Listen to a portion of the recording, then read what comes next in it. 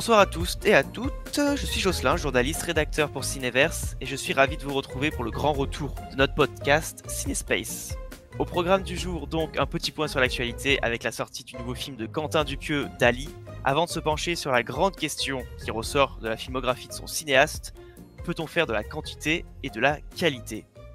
Pour m'accompagner aujourd'hui, j'ai donc Raphaël avec moi, rédacteur en chef chez Cinéverse. Salut Raphaël. Et salut Jocelyn, salut tout le monde. Et j'ai aussi Démétrio, rédacteur dans l'équipe également. Salut Démétrio. Salut tout le monde. J'espère que vous allez bien. Nous allons donc partir sur le premier sujet qui est le film d'actualité de la semaine, qui est Dali. Maître, on peut faire une pause un peu là? Putain, quel enfer! Mais ça va pas la tête? T'es fou de le déranger comme ça, tu sais qui c'est? À l'heure de son 12e long métrage, Quentin Dupieux s'essaie à dresser le portrait d'un personnage tout aussi atypique que lui. Le plot est simple, une journaliste française rencontre Salvador Dali à plusieurs reprises pour un projet de documentaire. Avec Anaïs Desmoutiers, Édouard Baird, Jonathan Cohen, Gilles Lelouch ou Pio Marmaille, Dali s'avance comme l'un des films les plus surréalistes de Quentin Dupieux. Est-ce que tu veux nous en dire quelques mots, Démétrio ? Ouais, bien sûr. Déjà, je peux le dire très sobrement et très prosaïquement. Eh bien, Dali, c'est un très bon film. Alors, Dali ou Dali, selon comment vous le prononcez, évidemment. Ce qu'on peut dire déjà, je pense, du film, c'est que moi, en tout cas, je suis face à un film qui est avant tout, et je pense que c'est important de le souligner, d'insister là-dessus, qui est très agréable à regarder. On commence un peu à être habitué avec Dupieux et ça devient un peu redondant de le dire, mais c'est un film qui est assez rafraîchissant, je trouve, dans le paysage cinématographique français. Donc oui, tu l'as dit, c'est une comédie qui puise dans le surréalisme, c'est de l'absurde à la Dupieux, et il y a beaucoup d'idées inventives, drôles de comédie. Je pense notamment à ces scènes de séquences de rêves enchevêtrées qui pastichent des films un peu très intellectualisants à twist comme Inception. Donc évidemment avec Dupieux, on l'attend sur ce domaine-là, ça marche bien évidemment. Mais il y a aussi des blagues beaucoup plus potaches, comme par exemple tout ce qui entoure le personnage de Romain Duris, qui est, je trouve, très drôle dans ses mimiques, sa façon d'être odieux pour un rien avec Anaïs Desmoustiers, ou même la blague du sixième Dali que je vais pas révéler pour vous garder la surprise, mais qui est d'une simplicité infantile, mais qui fonctionne, je trouve, très très bien. Donc voilà, moi je suis plutôt ravi face à ce film, qui est pas le plus grand de Dupieux. Je pense qu'on aura l'occasion de le placer un peu par rapport dans sa filmographie, mais qui est plutôt un bon film. Voilà, c'est un pari tenu. Ok, d'accord, ouais, j'ai compris. Et je suis assez d'accord sur le côté notamment humoristique. J'ai trouvé que là-dedans, c'était un des Dupieux qui était un des plus innovants par rapport au type d'humour qu'il avait l'habitude de faire dans ses précédents films. Et toi, Raphaël, qu'est-ce que tu en as pensé ? Déjà, je pense qu'il faut souligner que c'est un film qui est assez clivant, hein. Non seulement entre les fans de Dupieux et ceux qui ne le sont pas, mais aussi entre, je dirais, les spectateurs grand public, pardon, et entre guillemets les cinéphiles. Parce qu'on a un casting qui est vraiment un casting très grand public, avec Édouard Baird, Jonathan Cohen, Gilles Lelouch, Pio Marmaille. Bref, des auteurs qu'on a l'habitude de voir dans du cinéma, des acteurs, pardon, qu'on a l'habitude de voir dans le cinéma français populaire et de qualité. Souvent, de qualité, pas toujours, mais souvent. Et le film en lui-même est forcément, Dupieux oblige, une construction extrêmement baroque, et avec du film dans le film, du bouclage, enfin un montage en boucle, comme Dupieux le fait souvent. Et je pense que ça, naturellement, a perdu beaucoup de gens qui s'attendaient à voir une comédie, je dirais, un peu plus traditionnelle. Moi, je n'avais pas été emballé tant que ça par Yannick. Ah oui ? Il y a quelques mois, j'avais bien aimé, mais sans plus. Ouais, t'étais passé à côté de la grosse hype que le film avait eu, quoi. Exactement, ouais, exactement. Donc ça m'avait pas remué tant que ça. J'avais trouvé le procédé intéressant, mais c'était le film, je dirais, le plus terre à terre de Dupieux finalement, qui était très prosaïque, absolument pas surréaliste. C'était une situation qui était finalement qui pouvait arriver dans la vie de tous les jours en fait. Bien Oui, sûr. c'est Et vrai, là, en interview, Dupieux, il disait mais pourquoi est-ce que vous me dites que Yannick, c'est un film absurde? Pas du tout. Enfin, exactement, il n'a rien d'absurde ce film-là, au contraire, c'est le plus concret des films de Dupieux, et peut-être celui, voilà, c'est peut-être pour ça il a eu le plus de succès, c'est-à-dire que les gens peuvent facilement le comprendre. Là, pas du tout. Et moi, j'ai adoré justement le fait que eh bien, c'était absolument pas traditionnel, évidemment bouclé. On pense très largement à Buñuel, c'est peut-être une des limites du film, c'est-à-dire que ça va chercher directement soit le charme discret de la bourgeoisie, les scènes à table, on y pense énormément, avec le curé aussi qui est présent de la même manière. Toujours l'impossibilité de sortir d'une salle comme l'Ange Exterminateur. À peine Dali en Bien sûr. sort, Bien sûr, ouais. il est remis. Il y a aussi un petit peu de la Voie lactée. On retrouve énormément de Buñuel, plus que jamais, sans doute. Et en plus, Dupieux s'autocite. C'est-à-dire, on peut dire même que c'est euh, un remake de, comme il s'appelle, de Réalité, où Chabat, le créateur, se battait avec son producteur. Et là, eh bien, on a Demoustier qui elle-même se bat avec son producteur de manière assez hilarante avec un grand Romain Duris. Bref, c'est ultra référencé, ultra intertextuel. Donc, pour moi, je pense que c'est un des meilleurs Dupieux, vraiment, parce qu'il a abouti un espèce d'absolu dans la forme. Je pense d'ailleurs que c'est moins un biopic de Dali qu'un biopic de Dupieux lui-même. En fait, je pense qu'il se cache derrière le personnage de Dali, mais c'est un peu un film sur lui-même et sur le processus de création. Comment, même quand on est un amateur, et Dupieux se définit comme un amateur, un éternel amateur, pas du tout comme un cinéaste, comment, eh bien, un éternel amateur, comme Dali lui-même pouvait être, puisqu'il disait qu'il n'était pas un très bon peintre, eh bien, comment, malgré tout, on peut devenir un génie de la création. Et c'est un peu aussi la manière dont le personnage de Moustier se désinhibe. C'est-à-dire, elle est qualifiée de pharmacienne, boulangère et pas de vraie journaliste. Et au contact de Dali, finalement, elle se révèle comme réalisatrice, finalement, journaliste et réalisatrice. Donc voilà, je pense que moi, c'est un film qui m'a énormément plu, énormément touché. Même je l'ai trouvé bizarrement émouvant dans son dernier quart. Ah, je suis d'accord avec toi. Je trouve qu'il est dans la lignée de Fumer fait tousser, enfin, pourtant que j'aime pas, et Ouais, d'Incroyable mais vrai. Il accepte de se laisser aller à l'émotion à quelques instants, et je trouve que ça marche très bien par rapport à son cinéma. complètement. Ouais. La scène où Demoustier dans le bus voit un espèce de proto-Dali, puisque personne n'est Dali et tout le monde est Dali, comme dit Dupieux. C'est une scène vraiment, vraiment très touchante. Donc voilà, pour toutes ces raisons-là, moi j'ai beaucoup aimé. Ça m'a fait hurler de rire.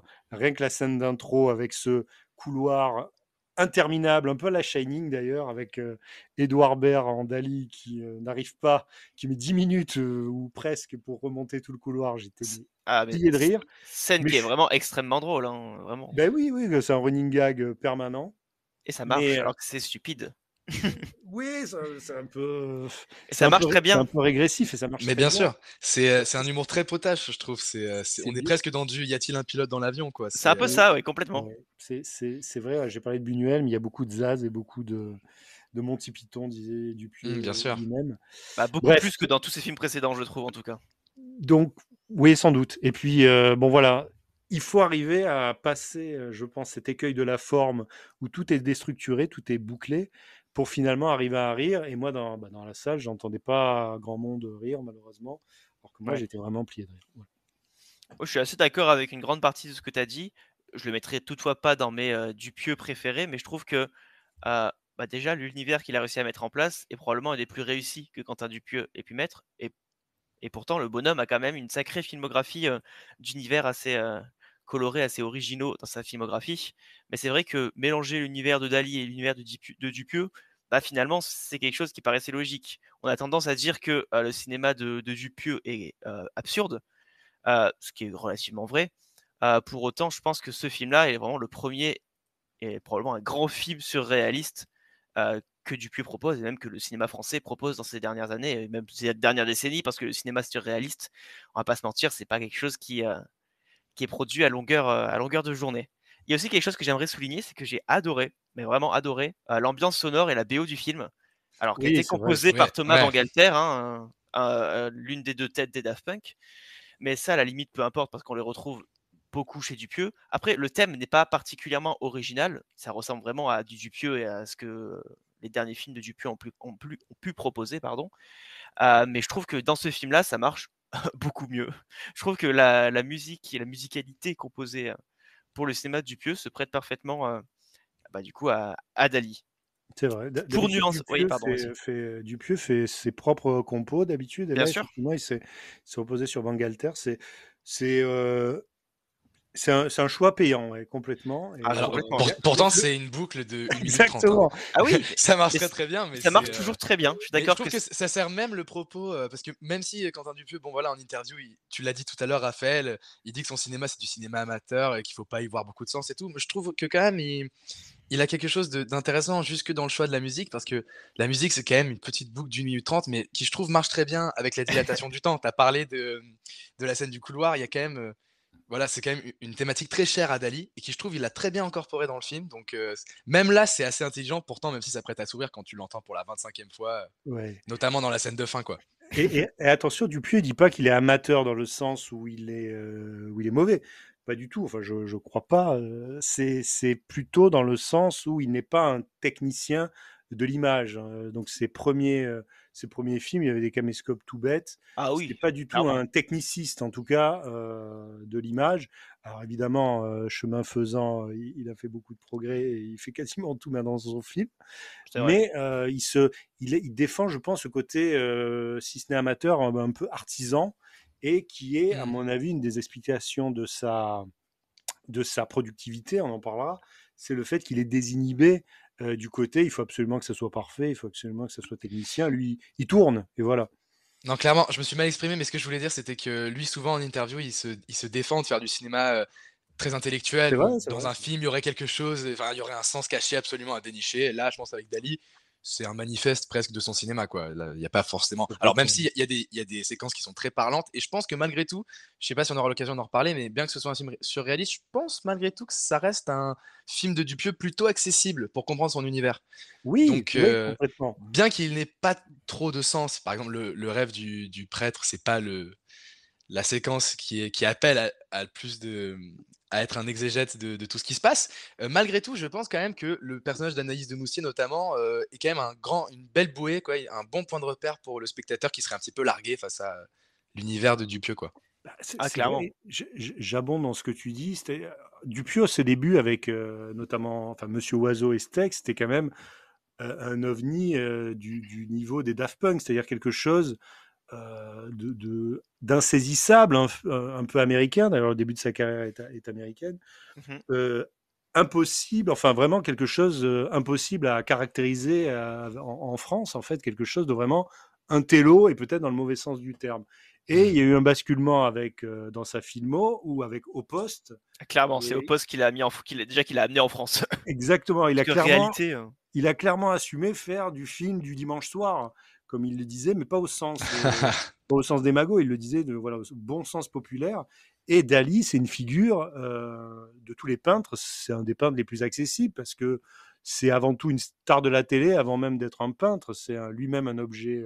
c'est un personnage qui attire vraiment la curiosité. Voilà, et bon, peut-être pas pour notre génération, encore moins pour la vôtre, mais pour celle de nos parents, c'est quelqu'un qui squattait les plateaux télé. Donc, pour Oui, c'est la Dupieux, pub c'est du pas le chocolat à moment. l'envin, quoi. Exactement, je suis fou du chocolat à l'envin. Exactement. Mais pour nuancer un peu le tout, moi je pense toutefois que, alors malgré, en dehors de la scène du repas, qui pour le coup s'y prête parfaitement, j'ai tendance à trouver que le film se répète dès sa seconde séquence. C'est-à-dire qu'au bout d'un moment, il a plus grand chose à. Il a jamais grand chose à raconter, mais il a plus grand chose à illustrer. J'ai l'impression qu'on est sur une succession de la même boucle de 3 séquences, qui est peut-être voulue, mais qui peut en lasser certains, même si le film dure 1h20. C'est le problème, et c'est ce que j'ai vu en tout cas dans la salle de cinéma dans laquelle j'étais, c'est que vraiment au bout de 15 minutes, la plupart des gens étaient un peu lassés. Pour autant, ils avaient pas l'air d'être perdus comme s'ils découvraient du pieux. Ils avaient l'air d'être un peu lassés, et bon, je vous raconte pas la tête qu'ils ont fait après le 150e retour au repas. Mais pour le coup, voilà, je pense que tout à l'heure, tu as dit que c'était probablement un des films les plus accessibles de Dupieux. Moi, je suis pas entièrement Ah, d'accord moi, là-dessus, parce que je je- trouve qu'il ressemble un peu moins à son cinéma, et je trouve que le rythme, malgré la longueur, encore une fois, stupidement courte, le rythme s'y prête pas forcément. Alors moi, Bah, en fait, non, vas-y, je te laisse parler. ouais, je trouve je vais pas faire trop lourd, mais je veux pas faire mon Dupieux, mais je trouve il y a deux points sur lesquels il y a une vraie progression. Une qui est vraiment au niveau du fond du film, c'est qu'il y a une progression dramatique dans le personnage d'Anaïs de Moustier, qui elle est une progression quelque part chronologique, c'est-à-dire quelqu'un qui a pas confiance en elle et qui, au fur et à mesure du film, va prendre confiance en elle jusqu'à réussir son interview. Moi, je pensais qu'elle ne la réussirait pas du tout, son interview. Bien Pardon sûr. pour le spoil pour ceux qui l'ont pas vu. C'est pas très grave, ce spoil-là. Mais elle va finir par réussir son interview et son film. Donc là, il y a une vraie progression dramatique. Alors que Dupieux aurait pu boucler, vous voyez, comme chez Buñuel, où personne ne peut sortir, elle aurait pu 40 fois ne pas réussir à faire son interview. Malgré tout, il y a une progression dramatique.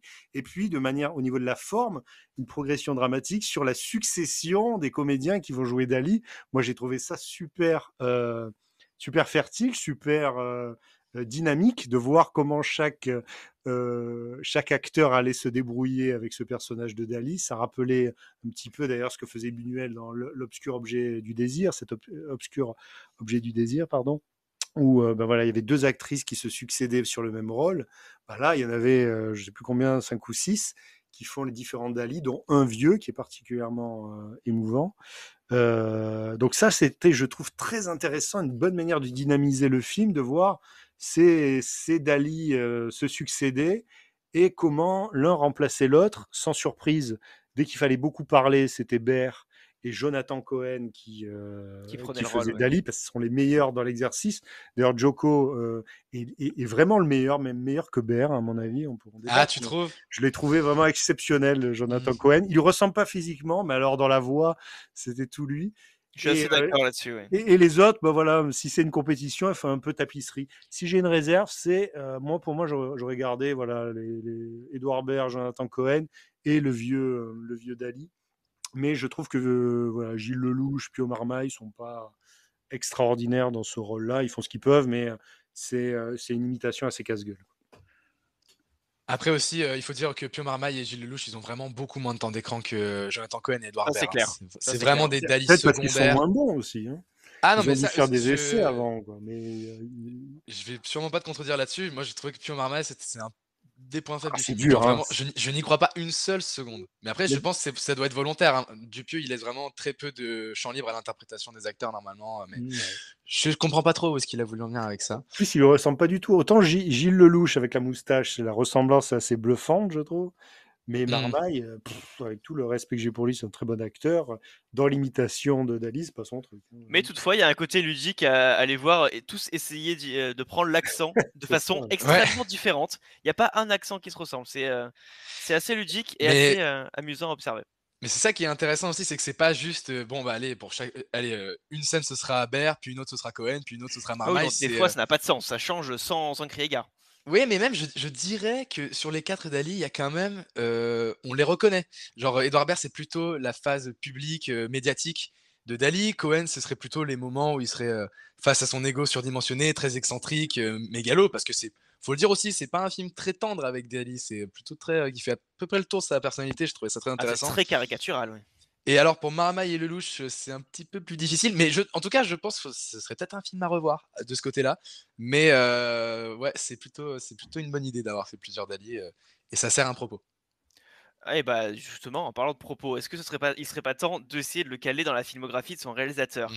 La question que j'avais notée, c'était surtout: peut-on faire de la quantité et de la qualité? Parce qu'avec 12 films en 17 années d'activité, mais surtout avec 5 réalisations depuis 2020, il ne se passe pas plus de 6 mois sans découvrir une nouvelle œuvre de Quentin Dupieux dans nos cinémas. Du coup, la quantité peut-elle s'accorder avec la qualité, Raphaël? Qu'en penses-tu? Moi, je trouve que dans le cas de Dupieux, parce que ça va être difficile, je pense, de trouver une règle générale, mais dans le cas de Dupieux, plus il tourne, meilleur il est. Moi, j'étais très inquiet un petit peu au début de sa carrière, où il tournait un film, je sais pas, tous les 3 ans, Wrong et Wrong Cops. Moi, j'avais pas trouvé ça terrible, très honnêtement. Ouais, c'est très très oubliable. C'était un pastiche de steak. Je me disais, waouh, qu'est-ce qu'il fait un spin-off, Wrong Cops, d'un film qui pour moi était déjà très très moyen. Ouais. Donc j'étais assez perplexe. Et puis très rapidement, il a embrayé avec Réalité. Et là, Réalité, par contre, j'avais été complètement emballé. Ensuite, il y a eu un gros hiatus là, avant qu'il fasse Au Poste. Et à partir Bah, de Au Poste, je trouve 4 que années, c'est- littéralement. Ouais. ouais, et je trouve que depuis Au Poste, c'est vraiment, vraiment incroyable, mais vrai, mais c'est bien. C'est vraiment très bien. Et il enchaîne extrêmement vite. On va sans doute expliquer pourquoi, en tout cas de la manière dont il nous l'a dit. Mais je trouve que plus ça va et mieux c'est. Et il est même récompensé, puisque Yannick, il l'a fait, je sais pas, entre deux tournages. C'était un truc qui était improvisé avec 1 million d'euros presque. Il a des nominations au César cette année. Ouais. Et un très faible budget, son plus gros succès. Donc je dirais même le public l'encourage peut-être à aller aussi vite que ça. Juste pour expliquer comment Dupieux voit son hyperactivité ou présenté tel quel. Il dit que c'est pas lui qui est hyperactif, il dit que ce sont les autres réalisateurs qui sont des branleurs. Hein. Je le cite. J'aime Mais beaucoup c'est- cette phrase. On dirait presque une phrase de Takashi Miike, pardon. Ah bah Lui qui voilà, fait 3-4 encore films plus, par an. encore plus hyper, ouais, encore plus hyperactif. Je crois que c'est le Ah, oui, oui. recordman, lui, il fait 4 films Ah, par an. Après, il faut aussi le recontextualiser. Dupieux, il fait des films à bas budget qui durent 1 heure. Donc évidemment que c'est plus facile à produire et qu'il peut en faire 3 dans une seule année.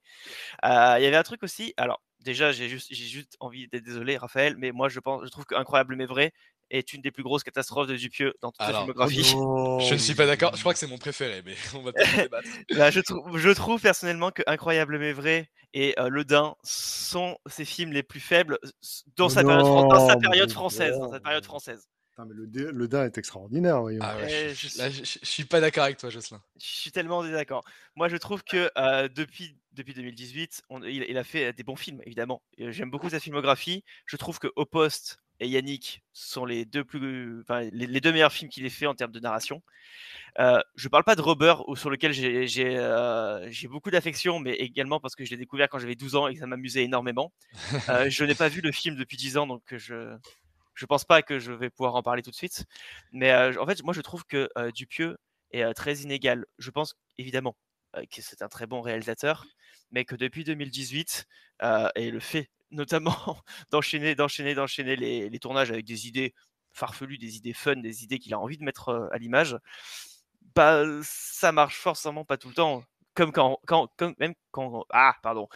Même quand on rêve, c'est pareil, on a des bons rêves, on a des rêves qui passent un peu, qu'on oublie, des rêves qui sont un peu nuls, des rêves qu'on comprend pas. Ben là, j'ai l'impression que c'est un peu la même chose. Au Poste est très bon, puis Le Dain est oubliable, Mandibule est très ludique, Incroyable mais vrai est une catastrophe, et ensuite il ne fait que remonter. Mais j'ai l'impression qu'on est tous très partagés sur la filmographie de Dupieux, parce que là, à t'entendre, Mandibule, c'était bien meilleur qu'Incroyable mais vrai, mais après, c'est très subjectif tout ça. Mais après, Ah, c'est mais bien ça sûr. aussi qui fait la force de peut-être la boulimie filmique. C'est un peu péjoratif de dire ça, mais du réalisateur, c'est que d'un autre côté, il y en a un peu pour tous les goûts, et de plus en plus avec Yannick notamment, ou Femme Fetoussé, qui je trouve sont très différents du reste de sa filmographie.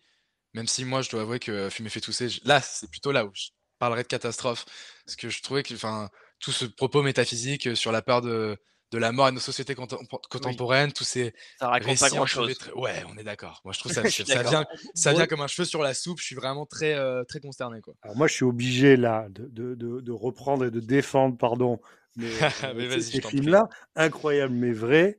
Non seulement c'est un bon film de Dupieux, mais c'est le meilleur film depuis 10 ans de Cronenberg. C'est-à-dire que Cronenberg Ah, n'a mais pas oui. fait mieux. Mais oui. Non. Et c'est enfin là pour le coup, j'ai cité Buñuel, voilà, on peut citer Blier, etc. Ah bah, c'est un Incroyable mais scandale vrai, aussi. il assume Visuellement, c'est complètement Cronenberg. Et c'est donc entre voilà le vieillissement, rajeunissement avec chez Léa Drucker, Moi, j'ai il y a vraiment un vraiment problème. du body horror, et ensuite d'une manière là, c'est une blague sur Magimel, son pénis Oui. c'est en excellent. métallique. Ça, c'est un running Mais- gag tellement potache, mais qui marche tellement bien. Mais c'est du Cronenberg. Alors c'est tourné à la dérision, c'est peut-être le film moins drôle Mm. d'ailleurs de Dupieux, Oui, mais certainement. il va vraiment très loin. La fin est extrêmement émouvante, et c'est la première histoire d'amour, je dirais, qu'il met en scène, et que je l'ai trouvé vraiment très émouvante, cette histoire entre Chabat et Drucker. Le film est assez badant d'ailleurs, il est assez triste.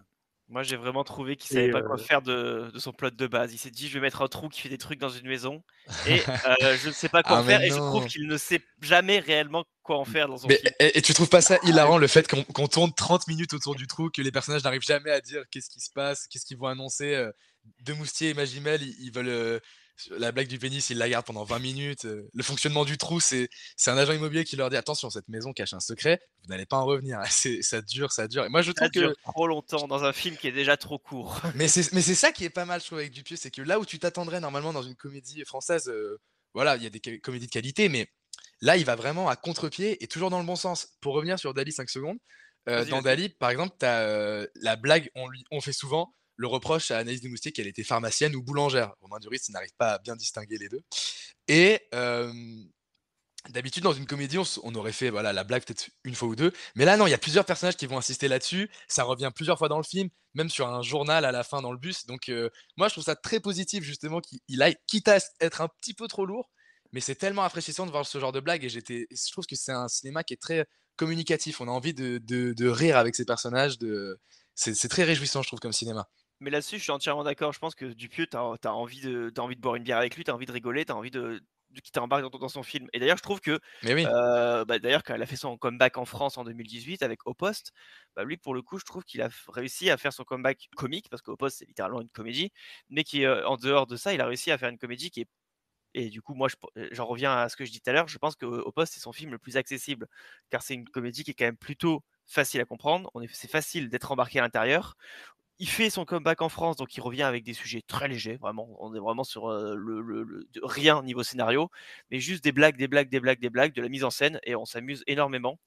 Et là-dessus, ça m'a beaucoup plus touché que beaucoup de formes d'humour qu'il n'arrivait pas ou peu à mettre en place dans ses films suivants, sauf dans Dali, où je trouve que l'humour est vraiment de retour. Voilà.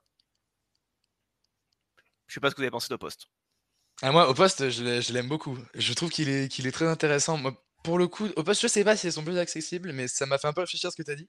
C'est vrai que moi, je l'avais vu la première fois, je crois que c'était au cinéma, donc enfin, j'étais encore très jeune, je suis très jeune par rapport à vous. Mais c'est vrai que quand je l'avais vu au cinéma, moi, ça m'avait pas spécialement touché. Je dis, mais qu'est-ce que c'est que cette comédie bizarre? Il y a le mec du Palma Show, qu'est-ce qu'il fait là? Et en le revoyant, il y a quelques années, j'avais été beaucoup plus touché. Notamment, ça m'avait bien. Alors, la fin, je l'aime pas du tout, je dois avouer.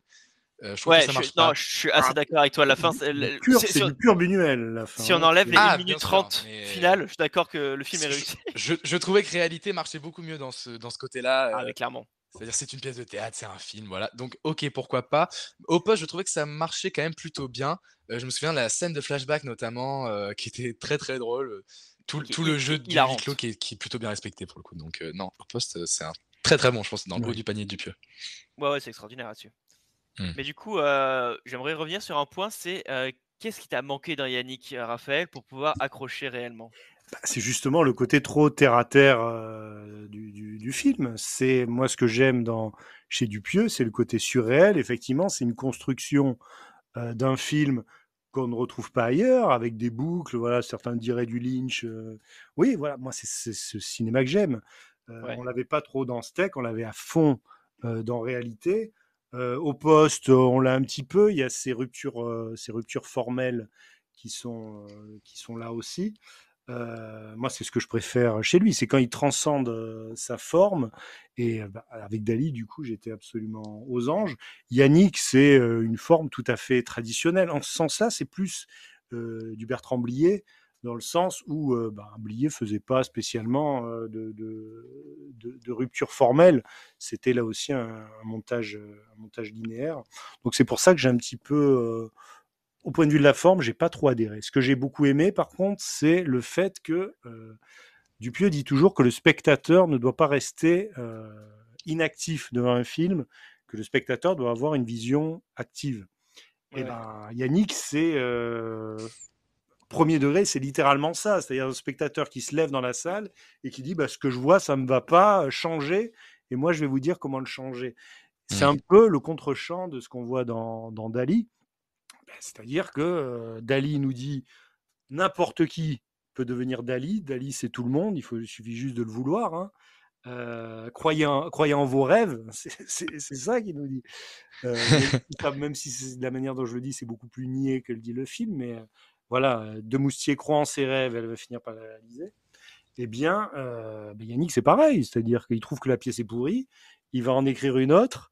Et celle qu'il écrit, visiblement, ça fait rire les gens et ça fait venir même le GIGN dans la salle. Donc, c'est vous dire à quel point c'est drôle. Donc, je trouve que le film dit la même chose, mais je trouve que Dali le dit de manière beaucoup plus, avec beaucoup plus de panache, en fait, et finalement de manière évidemment moins accessible, parce que voilà, pour toutes les raisons qu'on a expliquées, c'est un film qui est plus compliqué à appréhender. Mais je pense qu'il dit à peu près la même chose sur la création.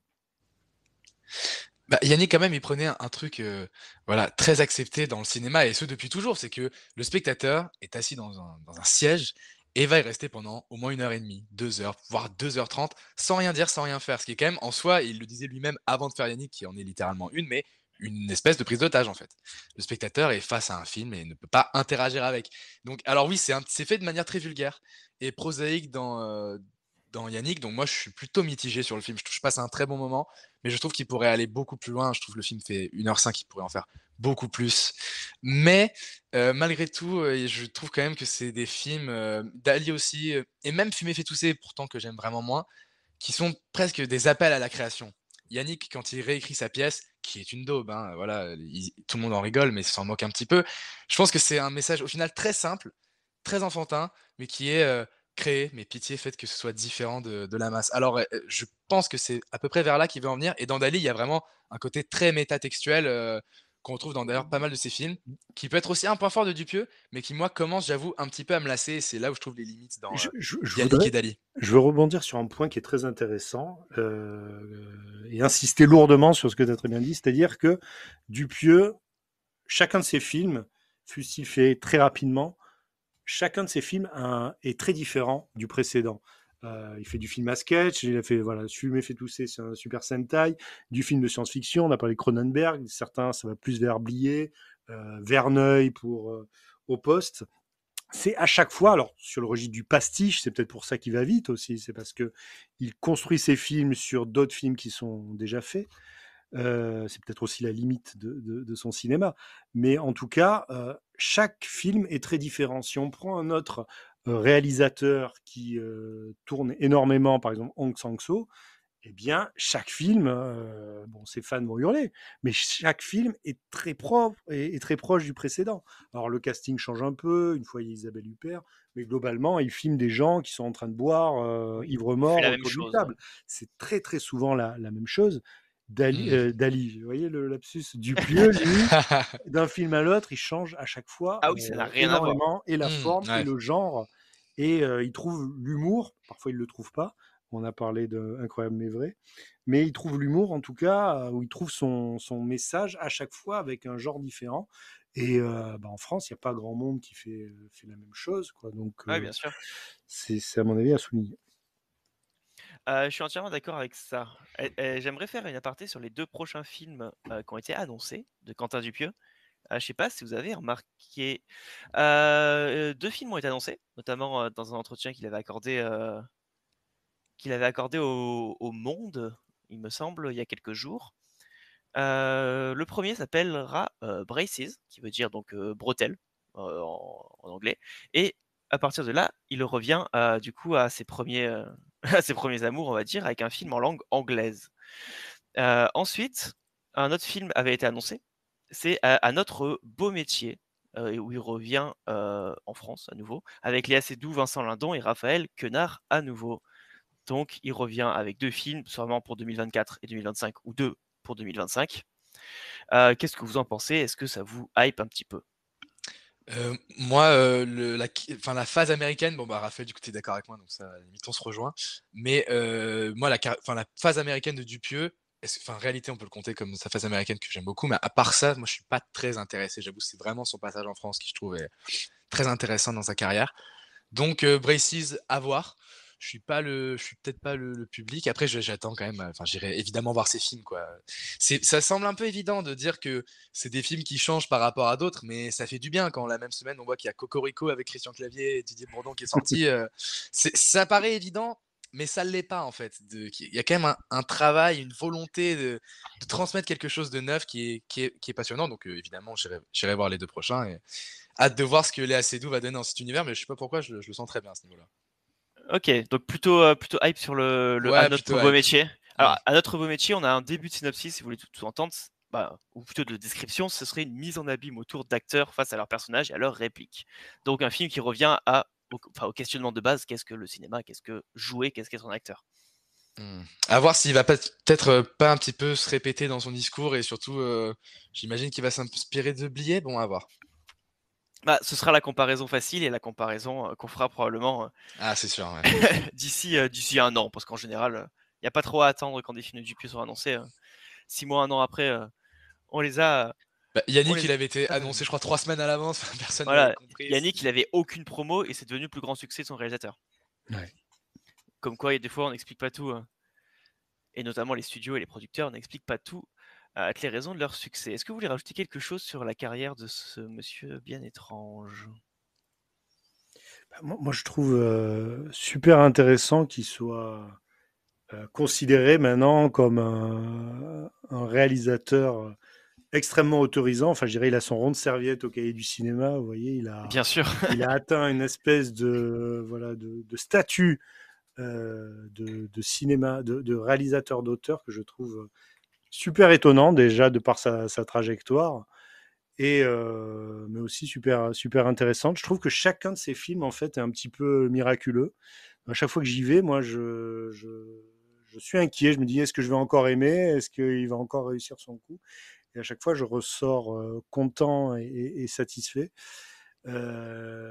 J'espère que ça va durer. Voilà, c'est la période. S'il veut renouer avec les États-Unis, ça me rend un peu inquiet, effectivement. Lui-même disait qu'il avait du mal à diriger les acteurs américains, contrairement aux acteurs français. Et bah, Alors ça après, Pardon, mais aucun, dans Rank Off, ça se voit. après, aucun Ouais, acteur américain n'a été annoncé. On sait que le film sera en langue anglaise. Après, à quel public va-t-il s'adresser? Ça, pour le coup, on verra bien. Parce que dans tous les cas, Dupieux, ça reste quand même quelqu'un qui fait du cinéma quand même pour le public parisien. Et la langue anglaise, c'est pas quelque chose qui va rebuter le public parisien. En général, c'est en dehors de Paris et en dehors des grandes villes où la langue anglaise est un petit peu compliquée d'accès. Donc à voir ce qu'il va en faire. Est-ce que ce sera des acteurs français qui joueront en anglais? Est-ce que ce sera des acteurs américains, britanniques? Ça, pour le coup, on verra bien. C'est le film sur lequel on a le moins d'informations. ce sera Bien. probablement maintenant un grand casting, hein, maintenant que Dupieux est bankable, enfin, avec les C'est un peu petits ça. budgets qu'il a, mais ça devrait être un casting Mais intéressant. c'est Imaginez clairement un gros casting étranger. c'est clairement devenu à la mode de faire un film pour Quentin Dupieux. D'apparaître une fois dans la filmographie de Dupieux, ça devient, pour n'importe quel acteur ou n'importe quelle actrice, finalement, une case à cocher. Bah oui, c'est comme l'autre Quentin Tarantino. Voilà, il faut avoir Quentin Dupieux maintenant sur son C'est CV. clairement ça. Après, ce serait intéressant de voir quel impact il a réellement aux États-Unis, parce que je sais que ces films sortent aux États-Unis. Alors, j'ai pas les chiffres sous les yeux, mais j'imagine que c'est pas non plus un succès extraordinaire. Il paraît, enfin, je vais conclure là-dessus, mais vraiment que les acteurs qui jouent avec Dupieux sont ravis parce que ça leur fait jouer des choses différentes. Donc ça m'étonnerait pas, je sais pas à quel point ils ont de l'influence par rapport à leurs collègues anglophones, mais qu'ils leur fassent passer le mot en disant: «Ah lui, fais gaffe, tu peux vraiment faire un film très intéressant et qui change de d'habitude». Donc je pense à ce niveau-là, il y aura peut-être un grand casting ou alors ce sera encore des anonymes, mais ça m'étonnerait vu le statut qu'il a maintenant. Ça fait un petit moment que c'est plus des anonymes. Non, mais je veux dire aux États-Unis. Ah oui, aux États-Unis, c'est vrai. En même temps, Même ça s'il y a fait. eu William Fichtner dans Wrong. Mais Oui, c'est vrai. Et non, après, globalement, c'est vrai qu'il a jamais tourné avec des grands acteurs ou des grandes actrices américaines. En même temps, ça fait un petit moment qu'il a quitté le pays pour revenir chez nous. Donc, une fois qu'on a dit ça, donc merci Raphaël, merci Démétrio pour votre présence ce soir. J'aimerais, Avec pour plaisir. conclure, du coup, passer à des recommandations. Qu'est-ce que tu aurais à nous recommander, Raph? Moi, je vais pas du tout être original, mais je suis obligé d'en parler. C'est évidemment la zone d'intérêt. Bien sûr. Donc, à la limite, ça pourrait être un film de Dupieux, c'est-à-dire c'est l'histoire de réalisateurs qui filment tout ce qu'il faut filmer, enfin, qui filment tout sauf ce qu'il faut filmer. C'est un peu comme si vous filmiez un match de foot et que vous passiez votre temps à filmer les tribunes. Eh bien, c'est ainsi que Jonathan Glazer filme Auschwitz, le camp de concentration d'Auschwitz-Birkenau, et eh bien, par la puissance du hors-champ et de l'évocation sonore que l'on entend hors-champ, eh bien, tout le drame de la Shoah et de l'Holocauste nous est raconté, voilà, en filmant les coulisses, en filmant juste voilà, Sandra Hüller et sa famille, et donc le couple Hoss qui gérait le camp d'Auschwitz. On voit un petit peu la chute de leur couple, on voit un petit peu comment ils se séparent. Donc devant l'histoire d'amour qui tourne mal, on a évidemment le drame en arrière-plan de ce camp de concentration terrible. C'est un film vraiment extraordinaire. Moi, je l'ai vu évidemment. C'est la période, je l'ai enchaîné avec Shoah de Lanzmann. Bien sûr. Voilà, ce sont deux films extrêmement complémentaires. Alors, donc, il y a une partie fictionnelle, bien entendu, mais on sait que malheureusement tout ceci était bien réel. Et il y a, sans évidemment dévoiler la fin, il y a une ellipse à la fin du film qui est absolument incroyable, dans un genre forcément horrifique, mais un peu expressionniste. Vraiment une des scènes les plus poignantes que j'ai vues personnellement de ma vie. Un très grand film, un chef-d'œuvre, bon, c'est difficile à dire, il faut souvent une dizaine d'années pour le déterminer.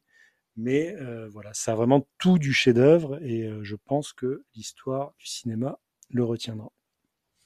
Ok, donc merci beaucoup pour ça. Et toi, Démétrio, est-ce que tu as un truc à nous conseiller en ce moment? Alors moi, ce sera une œuvre peut-être pas aussi importante que La Zone d'intérêt dans le paysage cinématographique, même si moi aussi, comme Raphaël, je vous recommande vraiment d'aller le voir si c'est pas déjà fait.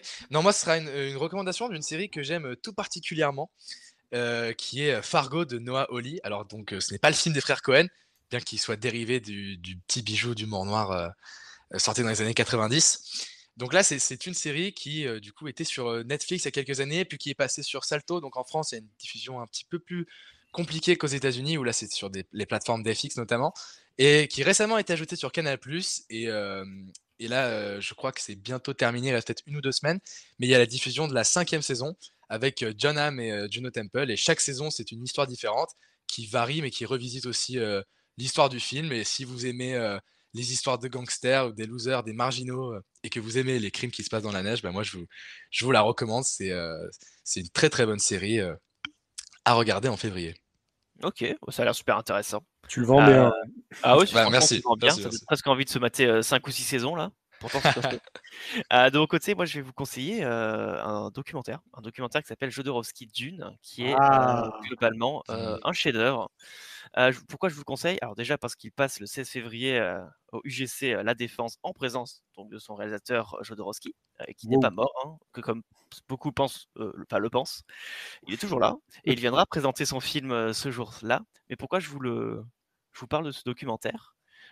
Car c'est tout simplement le documentaire qui parle du plus grand film de tous les temps qui n'a jamais existé. C'est la formule excellente. Et c'est la formule que Jodorowsky lui-même utilise. Pour vous faire un petit pitch, on est en 1975, donc avant que le film Dune de David Lynch, mais bon, il veut pas trop qu'on en parle, sorte. Il va nous engueuler après l'émission. Ouais, on va Je sens qu'il recevoir va un nous petit message appeler. privé. Non, le producteur français, Michel Seydoux, le frère de Jérôme, propose à Jodorowsky une adaptation du coup de Dune qui n'avait jamais été faite et qui était réputée comme infaisable, littéralement. Et pour ça, donc, il réunit un peu une équipe d'Avengers avec Mobius, Dan O'Bannon, Giger, Chris Foss, tous des gens importants qui ont fait les Star Wars, les Aliens, les Blade Runner, Total Recall et compagnie, accompagné d'un casting avec notamment Mick Jagger, Orson Welles, Salvador Dali, en parlant de lui, Amanda Lear ou même Pink Floyd à la musique. Voilà, c'était le projet globalement de notre ami Jodorowsky pour créer le plus grand film de l'histoire du cinéma, mais qui n'a pas pu se faire car il manquait 5 millions de dollars, ce qui paraît dérisoire aujourd'hui, mais qui était quand même une belle somme à l'époque, pour financer ce film complètement fou. Et le documentaire retrace toute l'épopée pour réussir à faire ce film, avec des passages extraordinaires en off, où on découvre les artistes qui travaillent sur le film, la vision de Jodorowsky, les rencontres avec les acteurs prévus et l'équipe qui se met en place jusqu'à la fin du projet définitif. Donc voilà, vous pouvez, comme je vous l'ai dit, le retrouver le 16 février à la Défense au UGC et rencontrer son réalisateur. Foncez, c'est extraordinaire. Ah oui, faut y aller. Il faut clairement y aller. Ça rend presque un peu triste d'avoir que la version de Denis Villeneuve. Enfin, eu égard de tout ce qu'on en pense, franchement, ça aurait été très intéressant de voir celle de Jodorowsky. Bah, quand vous allez sortir du documentaire, vous allez être frustré. juste énormément frustré car vous aurez qu'une seule envie, c'est de découvrir le film en question. Mais ce film n'existe pas et n'existera jamais. Et d'ailleurs, anecdote rigolote, mais ça vous pourrez avoir plus de détails dans le film, Jodorowsky était souriant quand il est sorti du film de Lynch, car il a vu que le film était une énorme daube. Du coup, il était content que le film suivant, qui adapte Dune, n'était pas à la hauteur de son projet. Donc ce sera tout. Donc pour ce retour de l'émission Cinespace, n'oubliez pas de nous suivre sur Cineverse, sur X, sur Instagram, et d'aller sur notre site internet pour retrouver nos dernières critiques, les miennes, celles de Raphaël, celles de Démétrio et celles de tous nos talentueux rédacteurs et rédactrices. Continuez à regarder des films, prenez soin de vous et on se retrouve dans quelques temps pour un nouvel épisode de Cinespace. Salut à vous deux. Merci beaucoup. Merci. Merci, ciao. Salut.